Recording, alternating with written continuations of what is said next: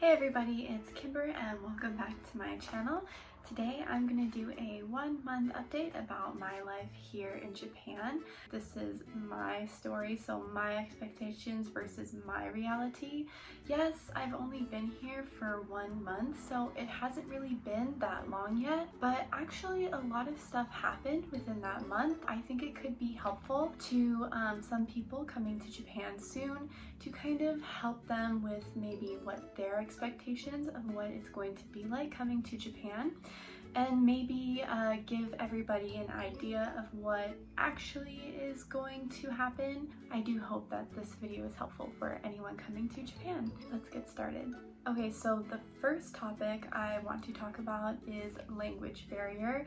My expectation was that I wasn't required to be fluent in the Japanese language. I basically had the expectation that my knowledge of the Japanese language, which was basically a 1-semester course, Japanese 101, at community college, would be enough for me to get by in Japan until I had more time to study and learn the language.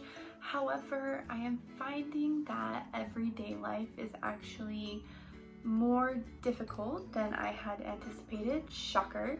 Everyday life things which were simple back at home, like shopping for groceries or going to a shopping mall and purchasing clothing, also ordering food at a restaurant. All three of those things have become very difficult for me because my Japanese level is so basic that I can't even really do basic things in Japan. In reality, I think you should definitely have a better understanding or a higher level of Japanese before actually coming to Japan. It is not required, but it is helpful. So if you're thinking about taking that extra Japanese course or doing that extra studying, I highly recommend, or I highly urge you to do so, because just from my experience, having such a low level of Japanese has actually made everyday life very, very difficult. Okay, number 2, the second thing I want to talk about is how quickly I thought I would be set up and comfortable in my living space in Japan. I guess my expectation was that I would have my apartment set up a lot quicker than I actually did, and I would have basic items and basic necessities much quicker than I actually did. Right now, my current situation, it is 1 month in, and I have a futon, I have a kotatsu, I have a rice cooker, I have a microwave, I have a tea kettle, and then I have a couple of bowls, some utensils, I have some cups, things like that.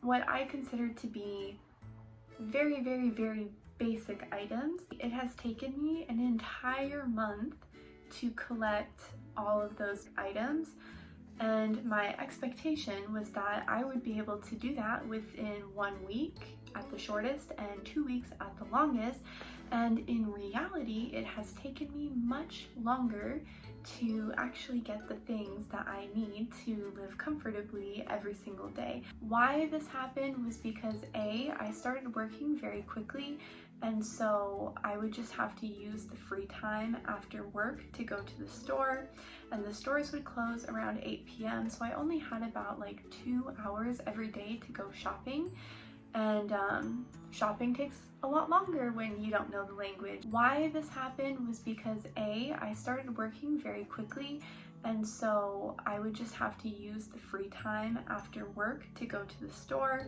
and the stores would close around 8 p.m. so I only had about like 2 hours every day to go shopping, and shopping takes a lot longer when you don't know the language or you can't read kanji. So technically I had an hour to actually get the things that I needed, and also I no longer have a car, so some of the bigger items that I needed, like for example the table or the microwave, I ended up getting those on a weekend when I was with my boyfriend so that we could get everything in one go, and we took it on the bus to get it back to my apartment.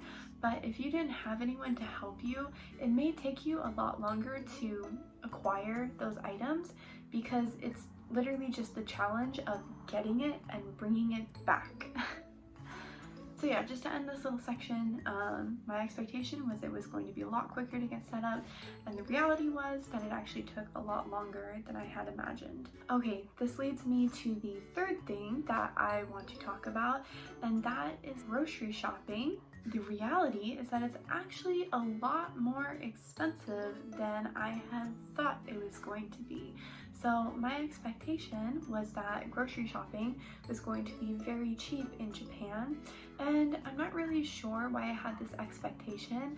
I think it may have something to do with the fact that convenience stores are very cheap, and also restaurants or like takeout food is very cheap in Japan. So I kind of was under this assumption that groceries would also be very cheap, but actually, if you did not know this, fruits and vegetables are very expensive in Japan, and some items like non-dairy milk, so like soy milk or almond milk or just things like that, they're either more expensive or they're not accessible at all. I found that you could find oat milk, but it's a lot harder to find. And I'm not saying that all groceries in Japan are very expensive. I'm just saying that my expectation was that grocery shopping was going to be very cheap, and I would say that my expectations did not meet reality. Grocery shopping is probably the same as it would be in the US for me. The only difference is that fruits and vegetables that I would normally buy are now very expensive, and also that special items like almond milk or soy milk are not as cheap as they would be if I was buying them in the US. Actually, I did find that a lot of things that I used to not eat because they were expensive are now cheap for me. So rice is a lot cheaper than it used to be for me. Fish is a lot cheaper than it used to be for me. So if you come from a place where produce is very cheap, just be prepared for that. And if you have any dietary restrictions, also just be prepared for that. Maybe look into it a little further if you're concerned about it.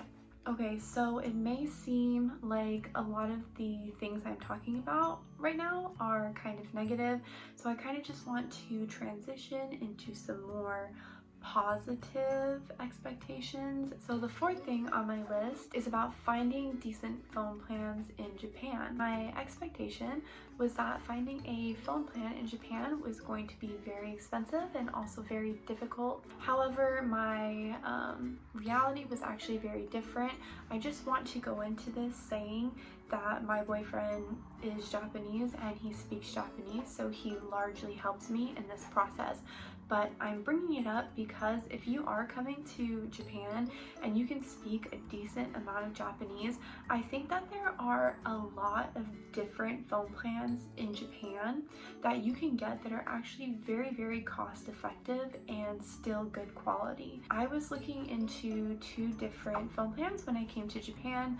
One was Povo, and that runs through AU, and the other one was Ahamo, which runs through Docomo, which Docomo and AU are both very big phone carriers in Japan. So basically, if you have the ability, I think that you should definitely do more research onto phone plans in Japan, because they do have a lot of different options that will allow you a lot more freedom and are also a lot more cost effective. I personally went with Povo, which is a plan where you pay as you go. So I got 60 gigabytes of data for $50, and since it's pay as you go, you just get what you pay for, and then when you run out of data, you can just purchase more.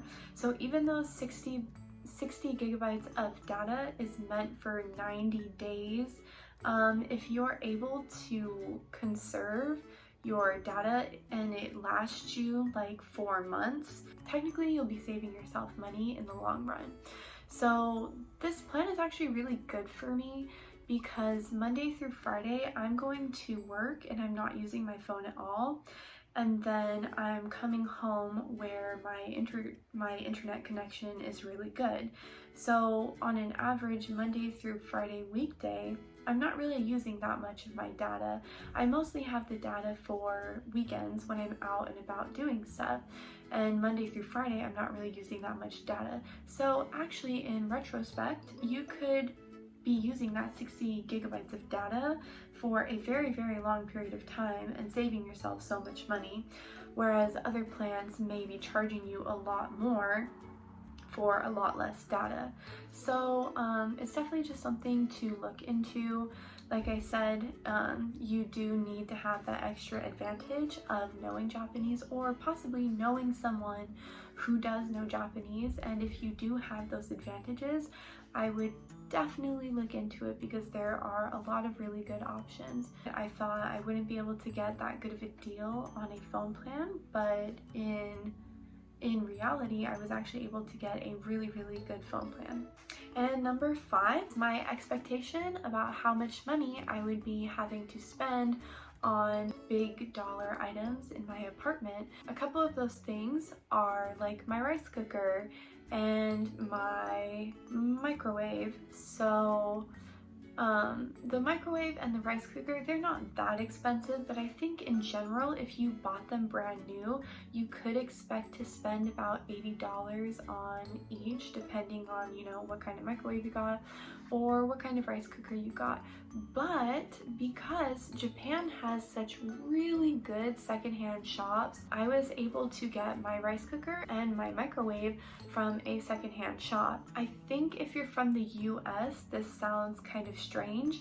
For me in Arizona, we had Goodwill, and even though Goodwill was decently priced, I would say it was a store full of basically just junk or the crap that nobody wanted and they just wanted to get rid of it. Whereas in Japan, the secondhand shops are really good resources for finding gently used or practically new items for a very, very cheap price. So for me, I got my rice cooker and my microwave both at Hard Off, which is basically just a very popular secondhand shop in Japan, and I ended up getting the rice cooker for about $30, which is like the equivalent to 3,000 yen in Japan.